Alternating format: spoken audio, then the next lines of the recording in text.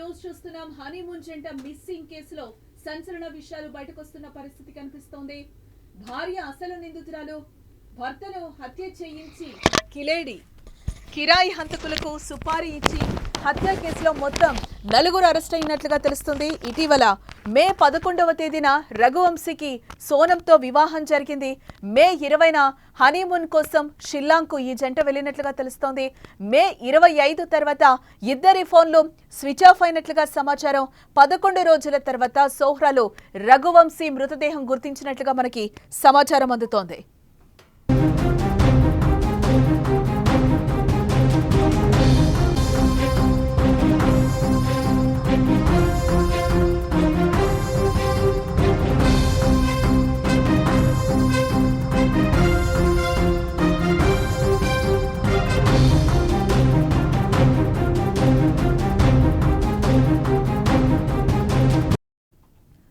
దేశవ్యాప్తంగా సంచలనం సృష్టించిన హనీమూన్ జంట మిస్సింగ్ కేసులో బిగ్ ట్విస్ట్ చోటు చేసుకుందని చెప్పుకోవచ్చు.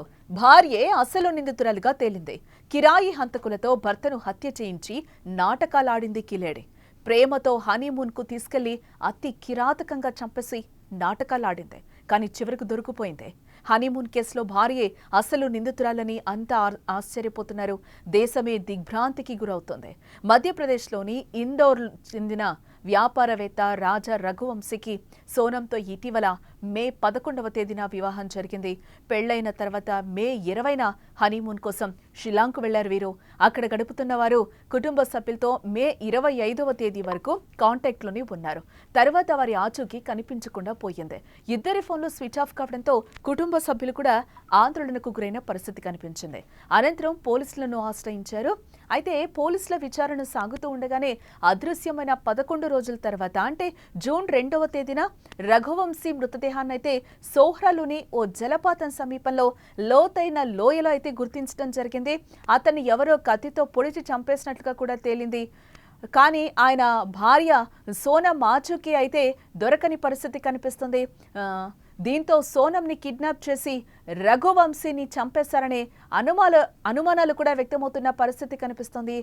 ఏం జరిగింది, సోనం ఎక్కడా అని అంతా ఆందోళన చెందుతున్న వేళ భార్య భర్తను చంపేసిందని తేలడంతో ఆమెతో పాటు మరో 3 పోలీసులు అదుపులోకి తీసుకోవడంతో షాకింగ్ కి గురి చేసింది.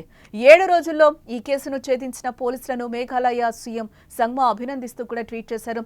ఇక్కడ మనం విజువల్లో కూడా చూడొచ్చు క్లియర్ గా. వాళ్ళు అక్కడికి వెళ్లిన తర్వాత మేఘాలయ ట్రిప్కి వెళ్ళిన తర్వాత కూడా అక్కడ వాళ్ళు ఒక యాక్టివాని తీసుకోవడం జరిగింది. యాక్టివా మీద ఇద్దరు సోనం అండ్ రఘువంశీ వెళ్తున్న సిచ్యువేషన్ కూడా మనకు అక్కడ కనిపిస్తుంది. అది కొంచెం ట్రెక్కింగ్ ఏరియా, ట్రెక్కింగ్ కు వెళ్లాలని అనుకున్నారు. అది కొంచెం సాహసోపేత ట్రెక్కింగ్ అని కూడా చెప్తున్నారు. అక్కడ కొన్ని ముఠాలు కూడా ఉంటాయి. ఆ ముఠాల వల్ల వీళ్ళకేమైనా అపాయం జరిగిందా అని కూడా గతంలో అనుకున్న పరిస్థితి. బట్ ఈ రోజు తేలింది భార్య నిందితురాలు అని చెప్పి ఆమె చంపేసినట్లుగా తేలింది. వాళ్ళు ట్రెక్కింగ్కి వెళ్లే ముందు కూడా రఘువంశీ అమ్మా నాన్నతో సోనం మాట్లాడిన పరిస్థితి, అలాగే అతను కూడా రఘువంశీ కూడా మాట్లాడిన పరిస్థితి కనిపిస్తుంది. భోజనం చేశారా, టిఫిన్ తిన్నారా అంటే కూడా ఆకలి లేదు, ఇప్పుడు తర్వాతకు తింటాం, ఎలాగో పూజ ఉంది కదా అందుకే మేము తినలేదని కూడా ఆమె ఆ ఫోన్లో అత్త అండ్ కోడలు కాన్వర్సేషన్ కూడా మనం గతంలో విన్నాము. ఆమె క్లియర్గా చెప్పిన పరిస్థితి కనిపిస్తుంది.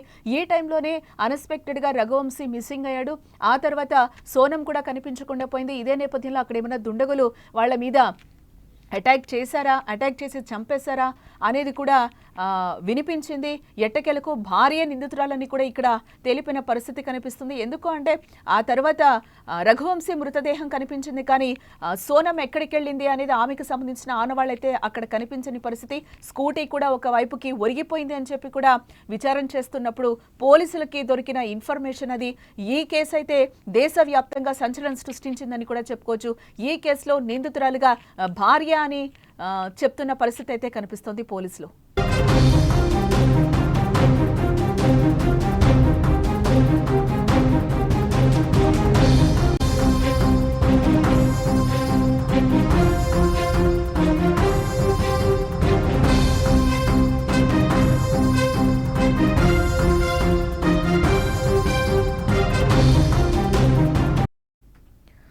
దేశవ్యాప్తంగా సంచలనం సృష్టించిన హనీమూన్ జంట మిస్సింగ్ కేసులో బిగ్ ట్విస్ట్ చోటు చేసుకుంది.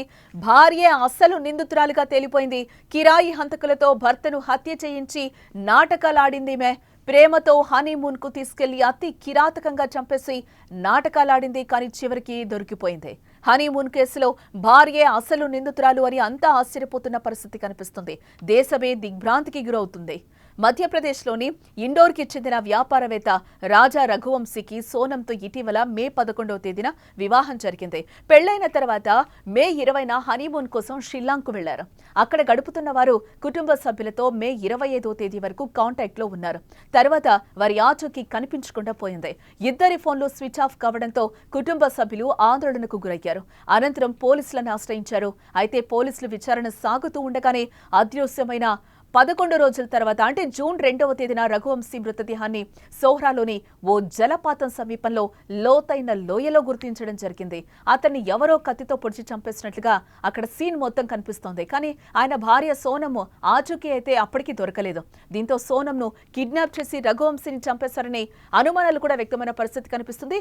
ఈ అనుమానం ఎందుకు వ్యక్తమైందంటే అక్కడ అలాంటి ముఠాలు ఉంటాయి కాబట్టి గతంలో కూడా కొంతమందికి ఇలాంటివి జరిగాయని చెప్పి కూడా పోలీసులు ఒకానొక సందర్భంలో చెప్పిన పరిస్థితి కనిపిస్తుంది. ఆ నేపథ్యంలోనే సోనమ్ అండ్ రఘువంశీ కూడా అలాంటి మిస్సింగ్ కేసులోనే వాళ్ళు వెళ్ళిపోయారా, మిస్సింగ్ అయ్యారా అనేది కూడా అందరికీ ఒక రకంగా అంతుపట్టని విషయం. తర్వాత ఫ్యామిలీ పర్సన్స్ వచ్చి కూడా వాళ్ళకి పోలీసులకి రిపోర్ట్ చేసిన తర్వాత అందరం వెతకడం స్టార్ట్ చేశారు. ఆ వెతికిన నేపథ్యంలోనే రఘువంశీ మృతదేహం ఒక లోతైన లోయలో పడి ఉండడం అయితే అక్కడ గమనించడం జరిగింది. ఇదంతా కూడా భార్య చేసింది, అక్కడ సుపారీ ఇచ్చి భర్తను చంపించింది అని అనుమానాలు అయితే పోలీసులు వ్యక్తం చేస్తున్న పరిస్థితి కనిపిస్తుంది. ఇప్పుడు పోలీసుల అదుపులోనే సోనమ్ ఉన్నట్లుగా కూడా తెలుస్తుంది. ఈ కేసులో మరిన్ని విచారణ జరిగి మరిన్ని బయటకు వచ్చే అవకాశాలైతే మరిన్ని అంశాలు బయటకు రావాల్సిన అవసరం అయితే ఉందని కూడా పోలీసులు చెప్తున్న పరిస్థితి కనిపిస్తుంది. సోనమ్ ఎక్కడా అని అంతా కూడా ఆ టైంలో ఆందోళన చెందారు. ఆందోళన చెందుతున్న వేళ భార్య భర్తను చంపేసిందని తేలడంతో ఆమెతో పాటు మరో ముగ్గురిని పోలీసులు అయితే అదుపులోకి తీసుకోవడంతో షాకింగ్ కి గురి చేసింది. మొత్తం కూడా ఈ కేసులో 4 నిందితులను అయితే అదుపులోకి తీసుకున్నట్లుగా పోలీసులు చెప్తున్న పరిస్థితి కనిపిస్తుంది. ఇంకా సోనమ్ విచారణలో ఎలాంటి విషయాలు వెలుగులోకి వస్తాయో కూడా చూడాల్సిన అంశం.